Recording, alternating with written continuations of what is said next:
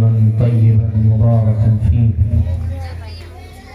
اللهم لك الحمد حمدا حتى ترضى، ولك الحمد حمدا إذا رضيت، ولك الحمد حمدا بعد الرضا.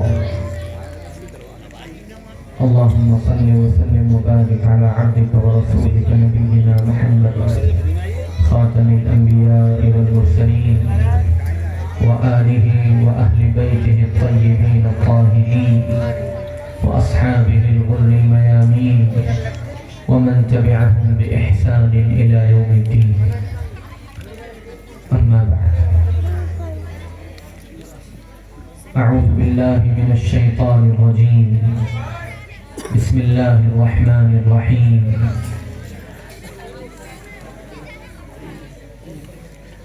ألف لام ميم ذلك الكتاب لا ريب فيه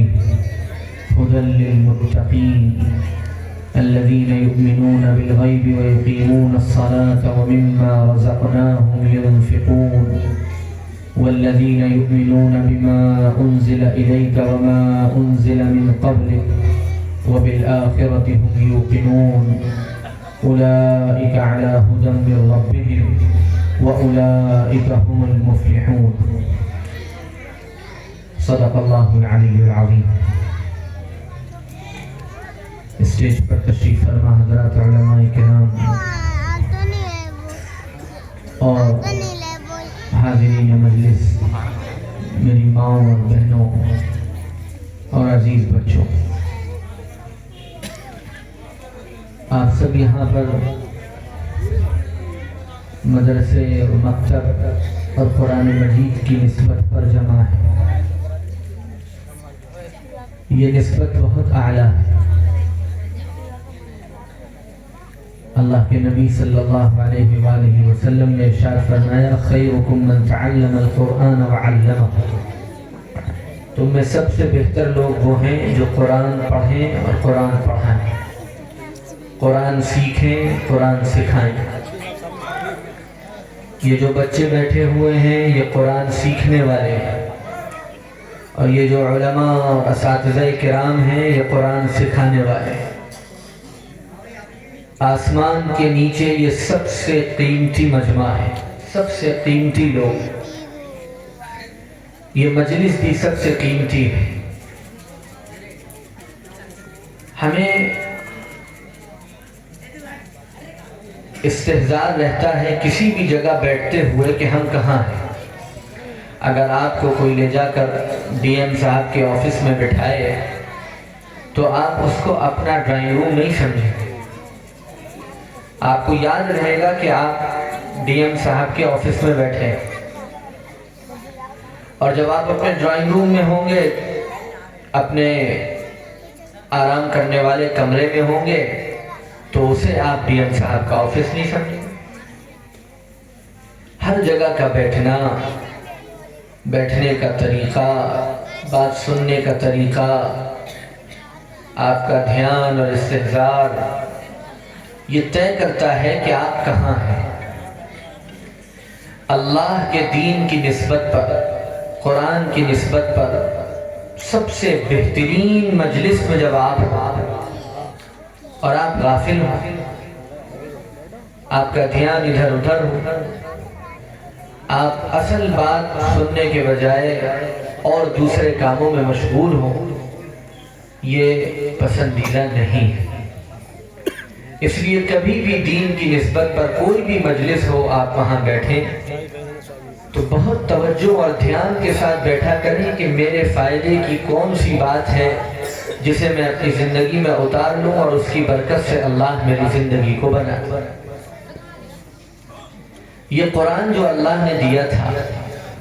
جس قرآن کو یہ چھوٹے چھوٹے معصوم بچے پڑھتے ہیں، ان کے اساتذہ پڑھاتے ہیں، یہ ناظرہ پڑھتے ہیں، حافظہ پڑھتے ہیں، مکتب میں پڑھتے ہیں، مدرسے میں پڑھتے ہیں، آپ اس قرآن کو کیا سمجھتے ہیں؟ کیا آپ دوسرے لوگوں کی طرح قرآن کو صرف ایک مذہبی کتاب اس لیے سمجھتے ہیں کہ قرآن کے ذریعے آپ بیماروں کا علاج کر لیتے ہیں؟ قرآن کے ذریعے آپ کسی پر جادو ہو جائے، جنات آ جائے تو اس پر پڑھ کر دم کر دیتے ہیں؟ یا قرآن کو آپ یہ سمجھتے ہیں کہ نئی دکان کھولتے وقت، نیا مکان بناتے وقت قرآن خوانی کرا کے برکت حاصل کر لی جائے؟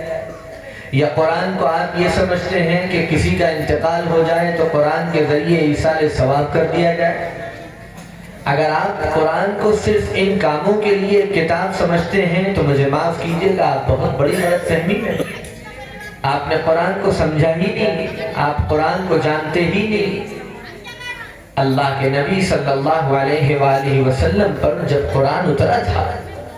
تو آپ نے صحابہ کے سامنے قرآن جو پیش کیا تھا وہ ان کاموں کے لیے نہیں کیا تھا جن کا میں نے ذکر کیا، یا یوں کہہ لیجئے صرف ان کاموں کے لیے نہیں کیا تھا جن کا میں نے ذکر کیا۔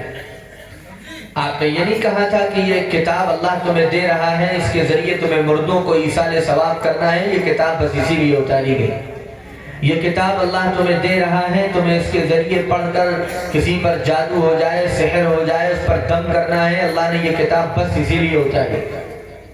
پوری سیرت آپ پڑھ ڈالیں، اللہ کے نبی صلی اللہ علیہ وسلم نے اپنے صحابہ کے سامنے قرآن کو کس طرح پیش کیا۔ آپ کو نظر آئے گا کہ اللہ کے نبی صلی اللہ علیہ وسلم پر جب کوئی قرآن کی آیت نازل ہوتی تھی آپ اعلان فرماتے تھے کہ جمع ہو، اللہ کا کلام اترا ہے، جمع ہو۔ صحابہ جمع ہو جاتے تھے، آپ اس آیت کو پڑھ کر سناتے تھے، صحابہ یاد کرتے تھے، اور پھر صحابہ کہتے ہیں کہ ہم بس اس آیت پر عمل کرنے کے لیے پوری طرح کمر کس لیتے تھے اور اس آیت کو اپنی زندگی کا حصہ بنانا۔ اور صحابہ کی زندگی میں جو ایک ایسی تبدیلی آئی تھی کہ ایک ایسی قوم جس پر کوئی حکومت کرنا نہیں چاہتا تھا، بہت ہی زیادہ جہالت کے اندھیروں میں، گھٹا ٹوپ اندھیروں میں پڑے ہوئے لوگ، اور وہ اتنے چمک گئے، اتنے بلند ہو گئے، اتنے عظیم ہو گئے کہ قرآن خود ان کو اولئک هم المہتدون، اولئک هم الفائزون، اولئک هم الصادقون کیا کیا کہتا ہے۔ اس کی وجہ یہ تھی کہ وہ قرآن پر فوراً عمل کرنا، اور اللہ نے قرآن میں قرآن کا جو مقصد بتایا تھا انہوں نے اس مقصد کو سمجھ لیا تھا۔ شہر رمضان الذی انزل فیہ القرآن ھدی للناس، رمضان المبارک کا تذکرہ ابھی آپ برادر عزیز مولوی شیرازی صلی اللہ علیہ وسلم سے سن رہے تھے۔ رمضان کے بارے میں اللہ تعالیٰ نے فرمایا کہ ہم نے اس مہینے میں قرآن اتارا، اور قرآن اتارا ہم نے ھدی للناس، تمام انسانوں کی ہدایت۔ اور جو آیت میں نے تلاوت کی شروع میں فرمایا ھدی للمتقین، یہ قرآن ہدایت نامہ ہے اللہ سے ڈرنے والوں کا۔ قرآن کی وہ ہدایت جس ہدایت کے ذریعے دل کا نور پیدا ہوتا ہے، جس ہدایت کے ذریعے اللہ پر آخری درجے کا اعتماد اور توکل پیدا ہوتا ہے، وہ ہدایت ملتی ہے متقیوں، جو ڈوب جاتے ہیں قرآن، جو قرآن کے عاشق بن جاتے ہیں، جو قرآن سے محبت کرتے ہیں، جو قرآن میں فنا ہو جاتے ہیں، جو اٹھتے ہیں تو قرآن کی تلاوت سے دن کا آغاز کرتے ہیں، جو دن میں بار بار قرآن کی طرف متوجہ ہوتے ہیں، جو جاننے والوں سے پوچھتے ہیں کہ ہمیں بتاؤ قرآن پر ہمیں کس طرح عمل کرنا ہے، قرآن کی کس آیت کو کس طرح اپنی زندگی میں اتارنا ہے، جن کا ایسا تعلق ہو جاتا ہے قرآن کے ساتھ، قرآن ان کی زندگی کی بہار بن جاتا ہے۔ حضور اکرم صلی اللہ علیہ وآلہ وسلم کی دعا ہے، اللہم اجعل القرآن العظیم ربیع قلوبنا، اے اللہ اس قرآن کو ہمارے دلوں کی بہار بنا، ونور صدورنا، ہمارے سینوں کا نور بنا، ہمارے غموں اور تکلیفوں کے دور ہونے کا ذریعہ بنا۔ قرآن اللہ نے اس لیے اتارا تھا، قرآن غم گسار ہے، قرآن پریشانیوں میں اپنے پڑھنے والے کا ساتھی ہے، قرآن تکلیفوں کو دور کرنے والا ہے، قرآن ہدایت کے راستے پر لے کر جانے والا ہے، قرآن رہنمائی کرنے والا ہے، قرآن ایک زندہ کتاب ہے، ایک انقلابی کتاب ہے، ہماری پوری زندگی کو قرآن تبدیل کر دیتا ہے۔ یہ اللہ نے قرآن میں طاقت رکھی۔ دنیا کی ساری کتابیں جن کو آسمانی کتاب لوگ سمجھتے ہیں، وہ کتابیں تو اپنی اصل زبان میں بھی باقی نہیں رہ گئی۔ آپ کسی بھی مذہب والے سے پوچھیں کہ تمہاری جو مذہبی کتاب ہے آج جو تمہارے پاس موجود ہے، کیا تمہاری یہ مذہبی کتاب اسی زبان میں نازل ہوئی تھی؟ کیا بائبل انگریزی زبان میں نازل ہوئی تھی؟ سارے مذاہب کے لوگ آپ کو بتائیں گے کہ نہیں، ہمارے پاس جو کتاب موجود ہے، ہمارا یہ کوئی دعویٰ نہیں ہے اور ہمارے پاس اس بات کا کوئی ثبوت نہیں ہے کہ یہ کتاب خدا کی طرف سے اسی زبان میں نازل ہے، بلکہ یہ تو ترجمے ہیں، ٹرانسلیشن ہوئے ہیں اور وہ ہم تک پہنچے۔ یہ دعویٰ پورے اعتماد کے ساتھ، یقین کے ساتھ، آتھینٹک سند کے ساتھ، اکیڈمک انداز سے صرف اور صرف الحمدللہ ہم اہل اسلام کر سکتے ہیں کہ اللہ نے ہماری ہدایت کے لیے جو کتاب اتاری وہ اسی عربی زبان میں اتاری جس عربی زبان میں یہ چھوٹے چھوٹے بچے قرآن پڑھتے ہیں، اور اس کے ایک زبر اور ایک زیر میں، ایک حرف میں، ایک کسی بھی طرح کی کوئی تبدیلی کبھی نہیں، اور ہوتی بھی کیسے؟ اتارنے والے نے خود وعدہ کیا تھا، اِنَّا نَحْنُ نَزَّلْنَا الذِّكْرَ وَإِنَّا لَهُ لَحَافِظُونَ، ہم اس کو نازل کرنے والے ہیں اور ہم ہی اس کی حفاظت کر کے دکھائیں گے، ہم ہی اس کی حفاظت کریں گے، ہم ہی اس کو ہر طرح کے کریکشن سے محفوظ رکھیں گے، ہر طرح کی کمی اور زیادتی سے محفوظ رکھیں گے۔ دنیا کی ساری طاقتیں مل کر قرآن میں کوئی تبدیلی کرنا چاہیں گی تو تبدیلی نہیں کرتی، وہ اگر تبدیلی کر بھی پائیں گی، کبھی ان کو قدرت ہوگی بھی، تو وہ اس قرآن کے جو لکھا جاتا ہے کسی حرف کو آگے پیچھے کرنے کی کوشش کریں گی، لیکن ان کی کوشش ناکام ہوگی، کیونکہ ایسے لاکھوں بچے بچیاں نوجوان بڑے بوڑھے موجود ہوں گے، وہ جب اس مصحف کو اس قرآن کو کھولیں گے تو ان کے دلوں میں جو قرآن محفوظ ہے، ان کے دماغوں میں جو قرآن محفوظ ہے، وہ فوراً بتا دیں گے کہ یہاں پر یہ زبر غلط ہے، یہ زیر غلط ہے، یہ پیش غلط ہے، یہ مد غلط ہے، یہاں تک کہ آپ کو حیرت ہوگی قالا لکھا جاتا ہے، قالا آپ پڑھتے ہیں سب قرآن میں، تو قرآن میں بعض اکثر جگہوں پر تو قالا لکھا ہے قاف الف لام، لیکن کہیں کہیں پر قالا اس طرح لکھا ہے کہ قاف اور لام اور قاف کے اوپر کھڑا زبر،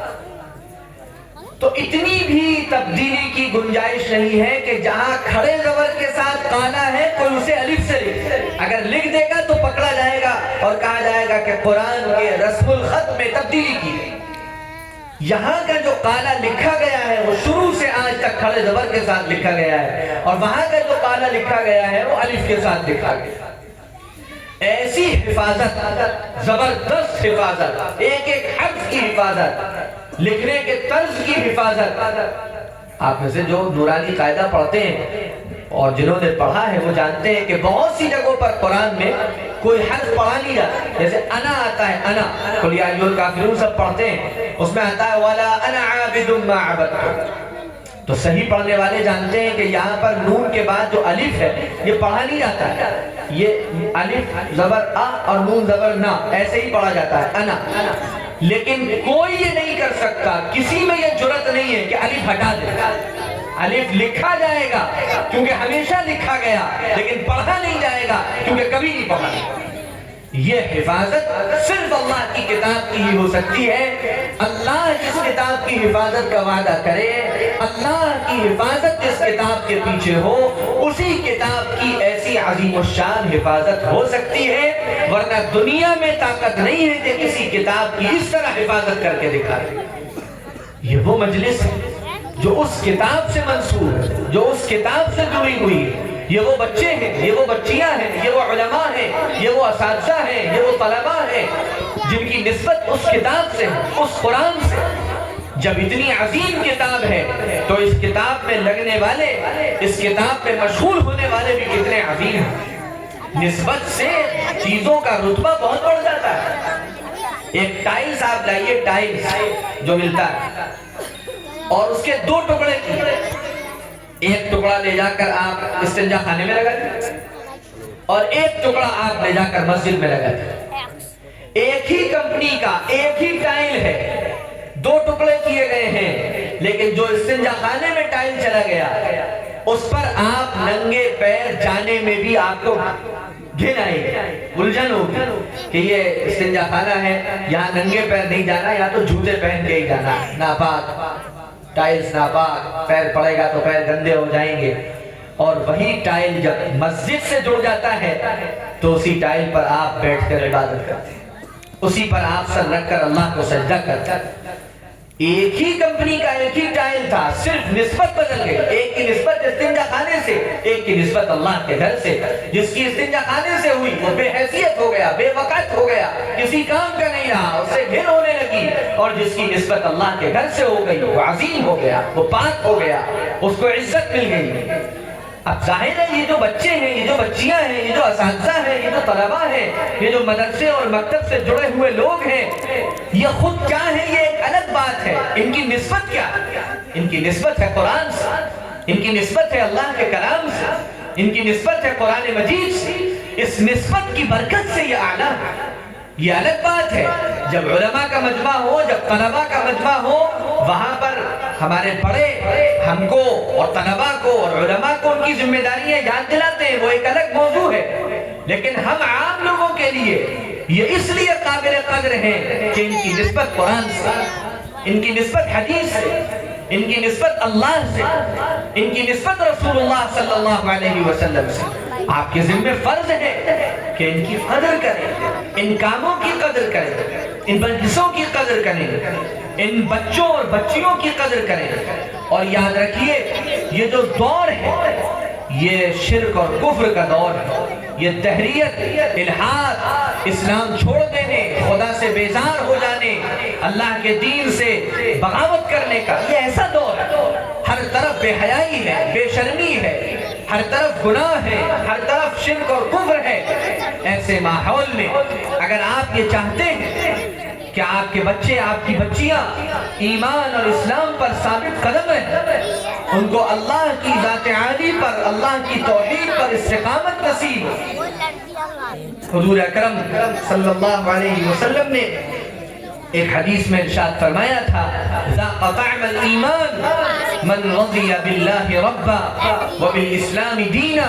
وبمحمد صلی اللہ علیہ وسلم نبیا ورسولا۔ ایمان کا مزہ چکھ لیا اس شخص نے جو اللہ کو رب مان کر راضی ہو جائے، دل خوش ہو جائے اس سے۔ اگر ہم یہ چاہتے ہیں کہ ہمارا دل اللہ کو رب مان کر راضی ہو، ہمیں اطمینان ہو کہ اللہ ہمارا رب ہے، اللہ کارساز ہے، اللہ مددگار ہے، اللہ خالق ہے، اللہ مالک ہے، اللہ رازق ہے، اللہ بنانے والا ہے، ہر چیز اللہ کے قبضہ قدرت میں ہے، عزت اور ذلت اسی کے قبضہ قدرت میں ہے، صحت اور بیماری اسی کے قبضہ قدرت میں ہے، زندگی اور موت اسی کے قبضہ قدرت میں ہے، جو کچھ ہے اسی کے حکم سے ہے، اسی کے فیصلے کے مطابق ہے، اسی کے مرضی کے مطابق ہے۔ وَعِنْدَهُ مَفَاتِحُ الْغَيْبِ لَا يَعْلَمُهَا إِلَّا هُوَ وَيَعْلَمُ مَا فِي الْبَرِّ وَالْبَحْرِ وَمَا تَسْقُطُ مِنْ وَرَقَةٍ إِلَّا يَعْلَمُهَا وَلَا حَبَّةٍ فِي ظُلُمَاتِ الْأَرْضِ وَلَا رَطْبٍ وَلَا يَابِسٍ إِلَّا فِي كِتَابٍ مُبِينٍ۔ جو کچھ تم دیکھ رہے ہو خشکی اور تری میں، اور جو کچھ ہے اندھیروں میں، اور جو کچھ ہے سمندر کی تہوں میں، یاد رکھو سب کچھ اللہ کے علم میں ہے۔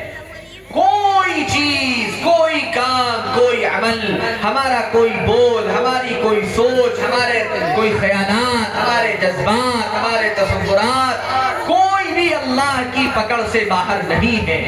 اللہ کے علم سے باہر نہیں ہے۔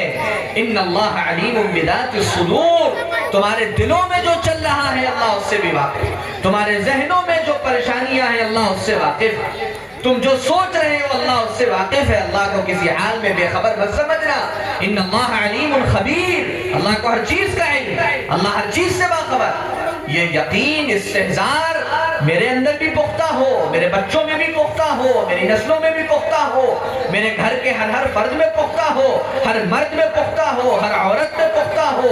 اگر ہم یہ چاہتے ہیں کہ ایسا یقین ہو اللہ کی ذات پر، وَبِالْإِسْلَامِ دِينًا، اور دین، اسلام کو دین کی حیثیت سے قبول کر کے خوش ہو جایا جائے۔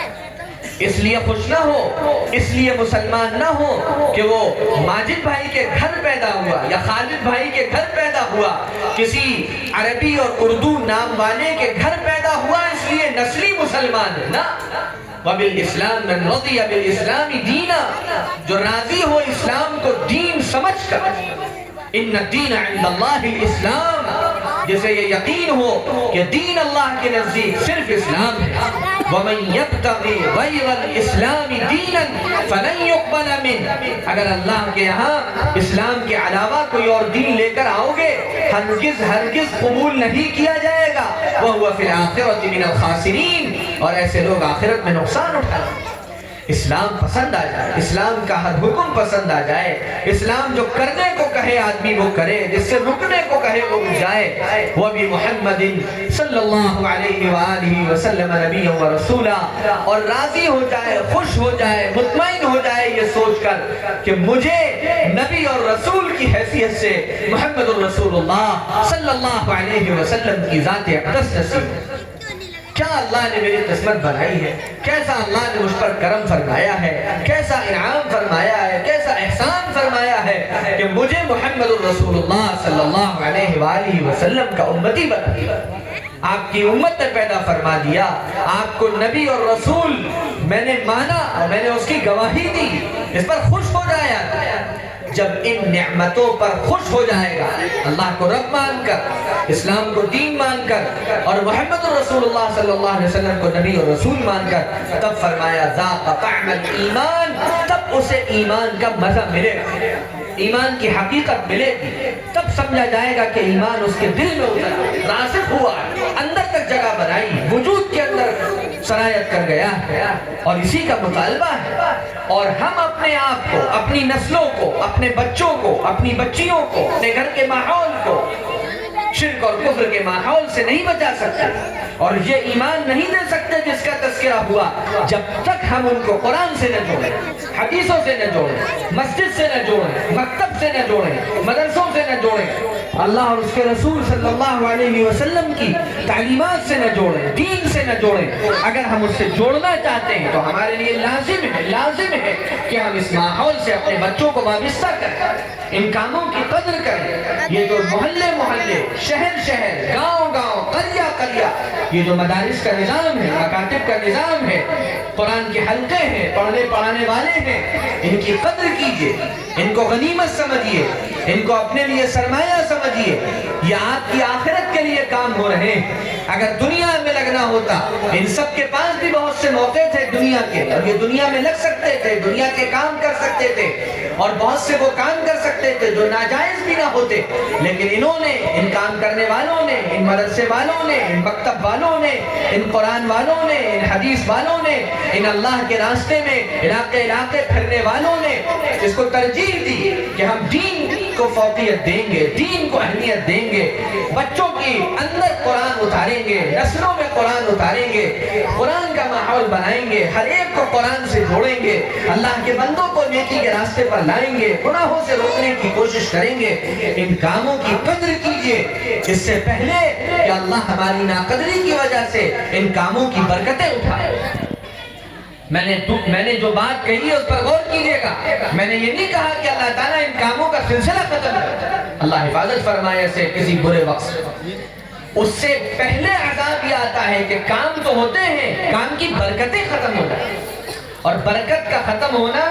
اس کا مطلب یہ نہیں ہے کہ پڑھنے پڑھانے والے نہ ملیں. برکت الگ چیز ہے، کثرت الگ چیز ہے، تعداد الگ چیز ہے. بعض مرتبہ تعداد بھی ہوتی ہے، کام کرنے والے بھی ہوتے ہیں، پڑھنے پڑھانے والے بھی ہوتے ہیں، اساتذہ اور طلبہ بھی ہوتے ہیں، لیکن ہماری ناقدری کی وجہ سے، ناشکری کی وجہ سے اللہ کی طرف سے جو خیر، جو برکتیں ان کاموں کی وجہ سے اترنی چاہیے، وہ خیر اور برکتیں اللہ تعالیٰ روکے.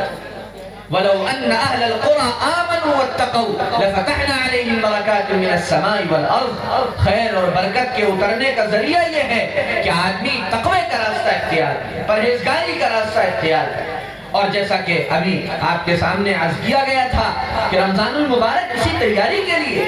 تقوی پیدا کرنے کے لیے، پرہیزگاری پیدا کرنے کے لیے، اللہ کا ڈر پیدا کرنے کے لیے، یہ روزے، یہ تراویح، یہ تہجد، یہ دعائیں، یہ استغفار، یہ اللہ سے مانگنا، یہ اللہ کے سامنے رونا دھونا، یہ سحری اور افطار کے وقت کی دعائیں، یہ اسی لیے ہے تاکہ ہمارے اندر سے گناہوں کا میل ختم ہو.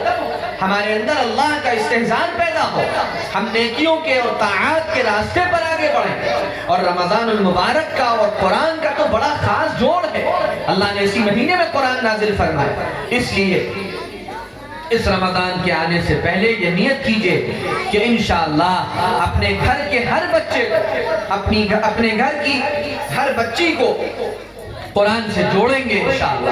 قرآن سے وابستہ کریں گے انشاءاللہ۔ یہ جو دینی کام ہو رہے ہیں وہ مدارس کی شکل میں ہو، مکاتب کی شکل میں ہو، ان کاموں کا پورا ساتھ دیں گے انشاءاللہ۔ اپنے بچوں اور بچیوں کو اس میں بھیجیں گے، ہر اعتبار سے تعاون کریں گے، ہر اعتبار سے ساتھ دیں گے اور اس کو اپنے لیے سعادت سمجھیں گے۔ اور بھی دین کے جو کام ہیں، اللہ کے راستے کی محنت ہے، دوڑ بھاگ ہے، لوگوں کی خوشامد کر کے لوگوں کو اللہ کے دین کے لیے کھڑا کرنا ہے، ہر خیر کے کام میں ہمارا تعاون ہوگا، ہر خیر کے کام میں ہم ساتھ دیں گے۔ جتنا ہم اس کے لیے اپنے آپ کو لگائیں گے، اپنے جان اور مال کو لگائیں گے اور دین کے ان کاموں کے معاون اور مددگار بنیں گے، اللہ کی طرف سے اتنی نصرتیں آئیں گی، اتنی برکتیں آئیں گی، اتنی رحمتیں آئیں گی، اور ہم سب ہر قدم پر اللہ کی رحمت کے محتاج، ہر قدم پر اللہ کے فضل کے محتاج۔ اگر اللہ کے فضل کو، اللہ کی رحمت کو ہم متوجہ کرنا چاہتے ہیں تو پھر ہمیں چاہیے کہ ان کاموں میں پوری یکسوئی کے ساتھ شریک ہوں، ان کاموں میں پورا ساتھ دیں